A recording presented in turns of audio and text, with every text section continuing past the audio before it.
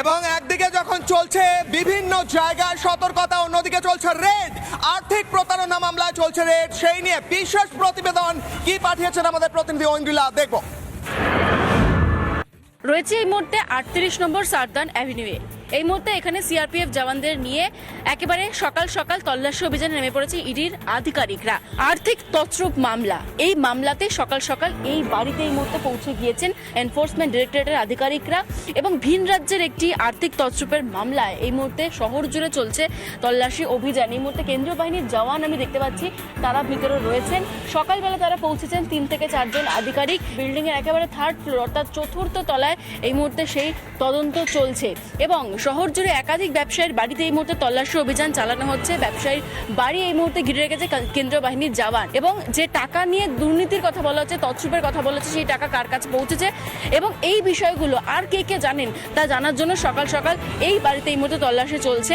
38 নম্বর, এখানে একটু দেখাই ছবিটা, 38 নম্বর সারদান অ্যাভিনিউ, সেখানে এই মুহূর্তে তল্লাশি চালাচ্ছেন এনফোর্সমেন্ট ডিরেক্টরেটের আধিকারিকরা।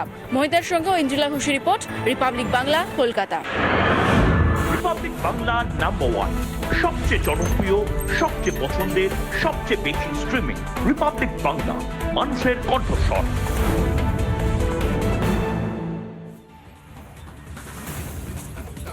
আমরা ভোট দিই, আমাদের ভোটে সাংসদরা যান সংসদ ভবনে, তারা গিয়ে সেখানে কি করছেন? কংগ্রেসের সাংসদরা ধাক্কাধাক্কি করে মাথা ফাটিয়ে দিচ্ছেন বিজেপি সাংসদদের।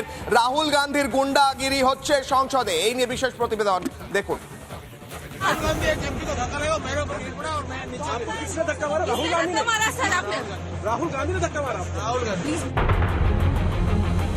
বিজেপির 2 সাংসদকে ধাক্কা, মাথা ফাটল বালেশ্বরের বিজেপি সাংসদ প্রতাপ চন্দ্র সারেঙ্গের।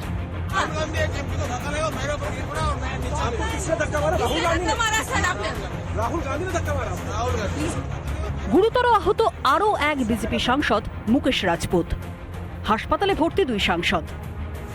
পাল্টা সাফাই দিলেন লোকসভার বিরোধী দলনেতা রাহুল গান্ধী। শুনুন কি বললেন রাহুল। शर्म नहीं आती है क्या राहुल? क्या शर्म नहीं आती है? क्या शर्म नहीं आती है? गुंडागर्दी करते हो, बूढ़े को गिरा दिया जाता है। इतना कौन सा गुंडागर्दी करते हो? আম্বেদকর ইস্যুতে বিক্ষোভ করছিল কংগ্রেস। পাল্টা আম্বেদকর সম্পর্কে অমিত শাহের বক্তব্যের ভুল ব্যাখ্যার অভিযোগ তুলে মকরদ্বারে বিক্ষোভ বিজেপির। অভিযোগ, নিরাপত্তা রক্ষীদের বারণ উপেক্ষা করেই মকরদ্বার দিয়ে যাওয়ার চেষ্টা করেন রাহুল গান্ধী। ওই সময় বিজেপি সাংসদদের ধাক্কা মারেন লোকসভার বিরোধী দলনেতা। ঘটনার পরেই তুলকালাম সংসদ চত্বরে।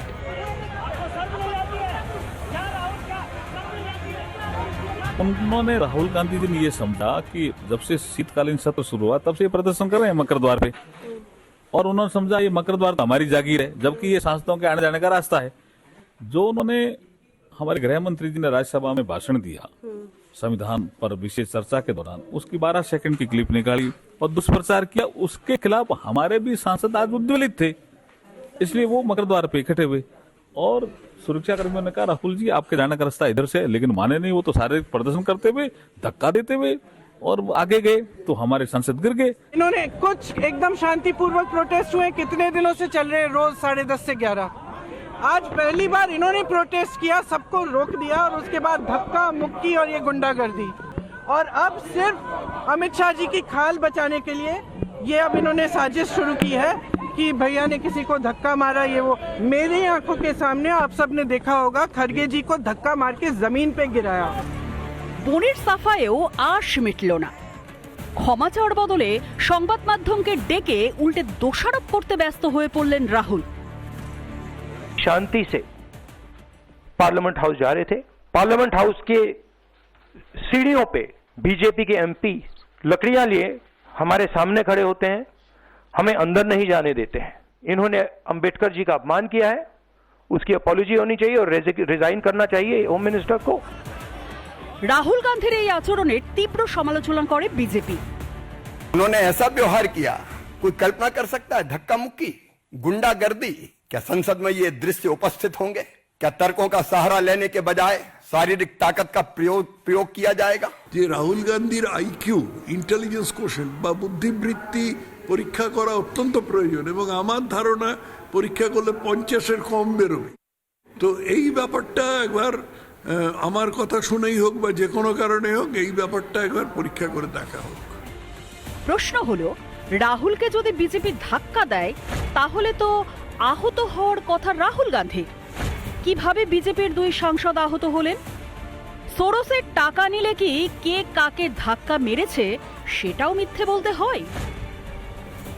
রিপাবলিক বাংলা।